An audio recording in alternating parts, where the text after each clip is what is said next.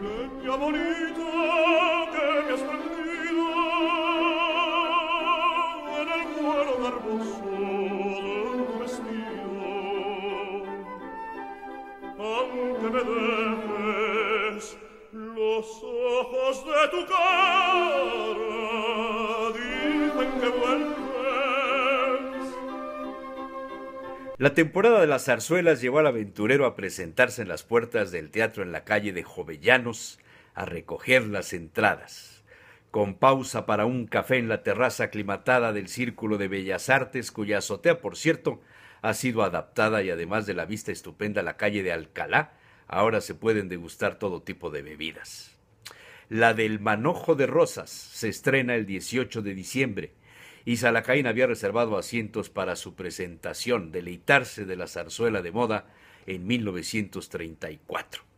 Apareció en el Teatro de Fuencarral, fue todo un acontecimiento. La obra abría por vez primera espacios para la música moderna como el foxtrot y la farruca, alternados con los pasodobles, alguna habanera, la mazurca, el sainete y por supuesto el chotis.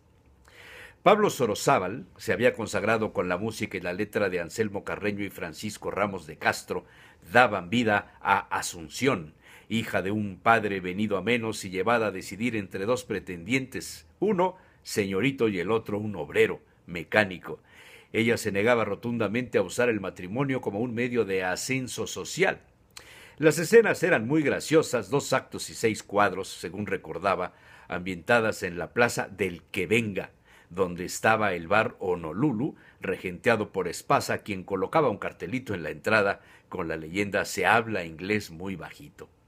Enfrente en una esquina la florería de Asunción llamada El Manojo de Rosas. En la otra esquina un taller mecánico de Joaquín, quien en una de sus actuaciones le dice a Asunción: «Cuando Dios te echó al mundo, qué faena me hizo». Amante del género lírico, el aventurero no dejaba pasar la temporada. Recientemente había visto Los Amores de la Inés, una zarzuela olvidada creada por Manuel de Falla en 1902, y desde entonces no se había puesto en escena, pues Falla no se sentía muy orgulloso de su paso por el teatro lírico. Aún así, compuso 6 más. Se presentó junto a la verbena de La Paloma bajo la dirección de Carlos Plaza. En la terraza de Bellas Artes había sacado un libro comprado hacía meses, pero no consultado aún. José Andrés Anguita Peragón, de Jaén, se había dado a la tarea de recopilar 160 recetas de cocina, salud y belleza desde la Edad Media a la actualidad, intercaladas en un repaso histórico. La obra le había sido recomendada por algún amigo, pero dado su escaso tiraje le había costado algún trabajillo conseguirlo. El aventurero se detuvo en una de sus páginas donde el tema le venía perfectamente para la experiencia reciente de haber convivido con algunos extranjeros de ciertos modales incómodos en la mesa. El autor hacía referencia a las recomendaciones dadas en su tiempo por Leonardo da Vinci para participar en un banquete. Salacaín conocía el libro del maestro florentino sobre sus aptitudes y gustos gastronómicos practicados en su juventud en la taberna de los 3 Caracoles, el establecimiento de Leonardo y un socio, donde tenía especial interés en los banquetes recomendados por el florentino. Da Vinci escribió las recetas y otros comentarios cuando trabajó 13 años como maestro de festejos y banquetes de la corte de Ludovico Sforza, el Moro, gobernador de Milán y protector de Leonardo entre 1481 y 1499. Los manuscritos fueron conocidos como el Codex Romanov y pasó a ser parte de una leyenda, pues el valioso documento se extravió en el Hermitage de San Petersburgo y una de las recomendaciones era sobre las conductas indecorosas en la mesa de mi señor. Y en las recomendaciones eran estas: ningún invitado ha de sentarse sobre la mesa ni de espaldas a la mesa ni sobre el regazo de cualquier otro invitado. Tampoco ha de poner la pierna sobre la mesa. Tampoco ha de sentarse bajo la mesa en ningún momento. No debe poner la cabeza sobre el plato para comer. No ha de tomar comida del plato de su vecino de mesa a menos que antes haya pedido su consentimiento. No ha de poner trozos de su propia comida de aspecto desagradable o a medio masticar sobre el plato de sus vecinos sin antes preguntárselo.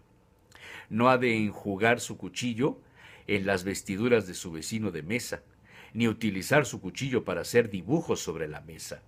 No ha de limpiar su armadura en la mesa, no ha de tomar la comida de la mesa y ponerla en su bolso o fraltriquera para comerla más tarde. No ha de morder la fruta de la fuente de frutas y después retornar la fruta mordida a esa misma fuente. No ha de escupir frente a él, decía Leonardo da Vinci, ni tampoco de lado. No ha de pellizcar ni golpear a su vecino de mesa. No ha de hacer ruidos de bufidos ni se permitirá dar codazos. No ha de poner los ojos en blanco ni poner caras horribles. No ha de poner el dedo en la nariz o en la oreja mientras esté conversando. No ha de hacer figuras modeladas ni pretender fuegos ni adiestrarse en hacer nudos en la mesa, a menos que mi señor así se lo pida. No ha de dejar sueltas sus aves en la mesa, ni tampoco serpientes ni escarabajos. No ha de tocar el laúd o cualquier otro instrumento que pueda ir en perjuicio de su vecino de mesa, a menos que mi señor así se lo requiera. No ha de cantar, ni hacer discursos, ni vociferar improperios, ni tampoco proponer acertijos obscenos si está sentado junto a una dama.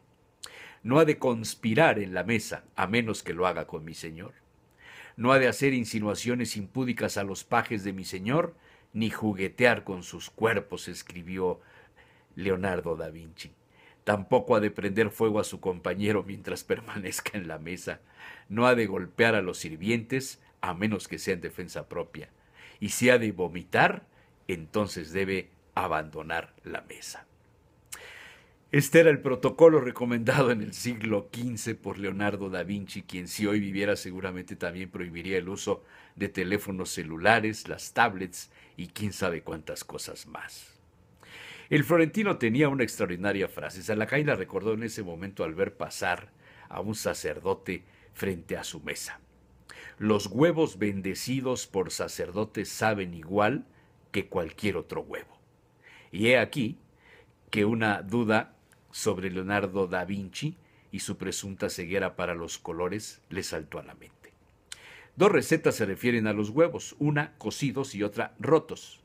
Salacaín recordó el texto de la última.